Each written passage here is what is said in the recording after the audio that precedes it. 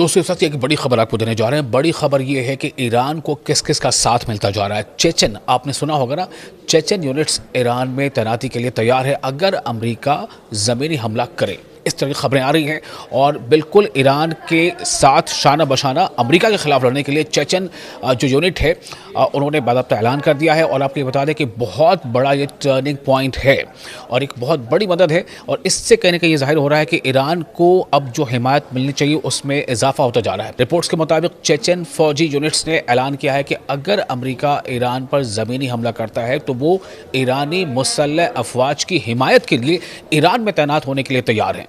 ये अफवाज जो रूस की चेचन जमहूरिया की सरबराह रमज़ान कादरोफ की वफादार हैं और इनके तरफ से ये ऐलान आया है। ईरान के इस्लामी जमहूरिया के ख़िलाफ़ जारी अमरीकी इसराइली जंग को एक मजहबी जंग करार देती है।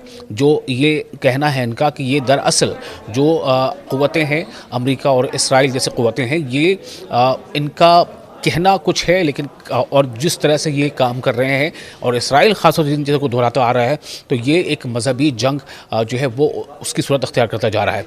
ये काफ़ी अहम है ये खबर जो आपको हम दे रहे हैं। ये अफवाज रूस की चेचन जमहूरिया, रूस से जो चेचन जमहूरिया एक वजूद में आया था, तो रूस की चेचन जमहूरिया के सरबराह रमज़ान कादरोफ की तरफ से ये बातें सामने आई हैं और उन्होंने कहा है कि ये रमज़ान कादरोफ की वफादार ये फ़ौजी हैं ईरान की इस्लामी जमहूरिया के ख़िलाफ़ जारी अमरीकी इसराइली जंग को एक मजहबी जंग करार देती हैं। वो अपनी मुमकिना बराह रास्त मुदाखलत को जिहाद यानी खैर और शर की जंग करार देते हैं, जिसका मकसद अमरीकी और इत्तेहादी अफवाज के ख़िलाफ़ इस्लामी जमहूरिया ईरान का दिफा करना है। कुछ इसी तरह की बातें एक दिन पहले भी मैंने आपको बताया था कि इस तरह की पेशरफ्त हुई थी जब इराक़ के एक बड़े मजहबी लीडर जिनका नाम है आयतुल्ला सिस्तानी, उन्होंने भी इसी तरह का एक अपील की थी कि ये दरअसल जो जंग है ये उम्मत की जंग है, ये मुत्तहिदा होकर के इस जंग का मुकाबला करने की अब ज़रूरत पेश आ गई है।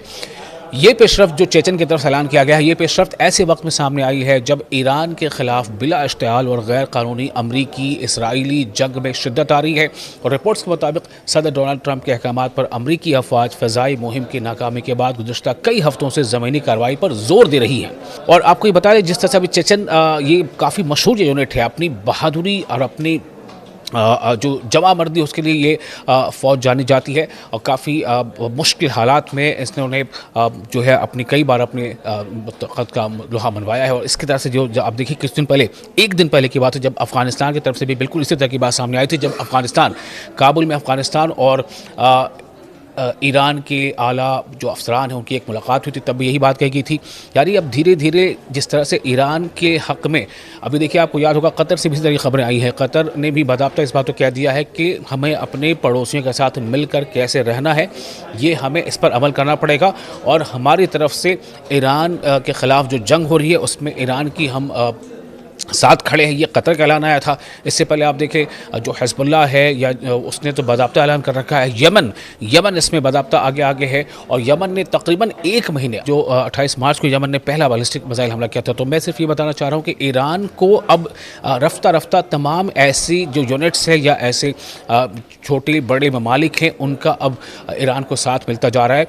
और की वजह ये बन गई है कि बीच बीच में कुछ ऐसे बयानात अमेरिका की तरफ से आए हैं। आपको याद होगा कि जो डिफेंस सेक्रेटरी अमेरिका के हैं उनका एक बयान काफ़ी ज़्यादा सुर्खियों में आ गया था, जब उन्होंने ये कहा था कि ये जंग जो है वो हम इशू के लिए लड़ रहे हैं। आप जानते हैं इशू में मतलब क्या है। और साथ ही कुछ ऐसी बातें आ गई थी, हालांकि उसकी तस्दीक नहीं हो पाई, लेकिन ये बातें काफ़ी ज़्यादा चर्चा में थी। उन्होंने कहा था कि जो हमारे लिए ना शिया ना सुन्नी में कोई फ़र्क नहीं है, बल्कि हम ये जंग इस्लाम के ख़िलाफ़ लड़ रहे हैं। उनका मकसद कुछ और था कि इस्लाम का कोई गिरोह या जो भी है, लेकिन ये बात उन्होंने कही थी कि शिया सुन्नी का उससे फ़र्क नहीं है। तो जब इन लोगों का कहना है, चाहे वो आयतुल्ला अली सिस्तानी हो या फिर इससे पहले कुछ और ऐसे मजहबी रहनुमा हैं जिनकी दुनिया में जिनके लोग जानते हैं समझते हैं, उन्होंने भी ये कहा था कि ऐसी बातें जो बार बार आ रही हैं, अब यहाँ पर एक ऐसा वक्त आ गया है जब इत्तेहाद और इत्तेफाक का सबूत देना होगा। और ये उम्मत के लिए, ये मुसलमानों के ख़िलाफ़ दरअसल ये एक साजिश है और उसका मुकाबला सबको मिलजुल कर करना होगा। यही बात चेचन जो फौजी यूनिट है उनकी तरफ से बात सामने आ रही है। अब आप सोचें कि रूस की जो चेचन जो जमहूरिया है वहाँ से अलग होकर के वहाँ से ये अब पैगाम सामने आ रहा है। इसका मतलब है कि ईरान को कहीं ना कहीं अब ऐसी इमदाद और इस तरह की मदद जो है वो काफ़ी बड़ी पैमाने पर मिल रही है।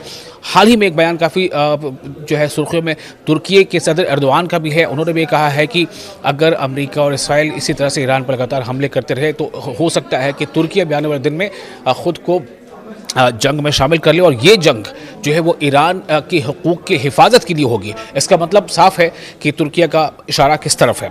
वहीं दूसरी तरफ अभी लगातार इसको लेकर कोशिशें भी हो रही हैं। पाकिस्तान में कोशिश हो रही है कि मीडिएशन कराया जाए और उसके लिए पाकिस्तान तौर पर कोशिश कर रहा है। लेकिन इतना ज़रूर है कि ईरान को अब इस जंग में, और ख़ास तौर से जब से अमेरिका ने ये ऐलान किया है कि वो ज़मीनी जंग जो है या ज़मीनी कार्रवाई, ग्राउंड फोर्सेस की कार्रवाई शुरू कर सकता है, तब से बहुत से ऐसे मुल्क हैं छोटे बड़े जिन्होंने ईरान के साथ हमदर्दी, जगानगत और ईरान का साथ देने का बाकायदा ऐलान कर दिया है।